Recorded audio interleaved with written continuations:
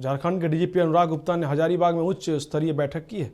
इस दौरान उन्होंने पुलिस पदाधिकारियों को चेतावनी दी है कि अगर किसी भी अधिकारी की संलिप्तता नशा के कारोबार में रहा तो उसके खिलाफ कड़ी कार्रवाई की जाएगी। साथ ही कहा है कि पुलिस पदाधिकारी जनता से के लिए काम करती है और जेल से अपराध, महिला अपराध पर रोक लगाने के डीजीपी ने निर्देश दिया है। नशा के कारोबार पर कड़ी कार्रवाई करने का भी निर्देश दे दिया है। बैठक में जोनल आईजी एस माइकल राज, डीआईजी सुनील भास्कर, एसपी अरविंद कुमार सिंह समेत हजारीबाग जिला के कई वरीय पदाधिकारी भी मौजूद रहे। डिस्टर्ब करने का हमेशा एक प्रयास भी रहता है, एक मौका भी मिलता है। तो हम लोगों ने इस बार बहुत कड़ी व्यवस्था की है और हम लोग सुनिश्चित करेंगे कि किसी प्रकार का डिस्टर्बेंस हजारीबाग में नहीं हो।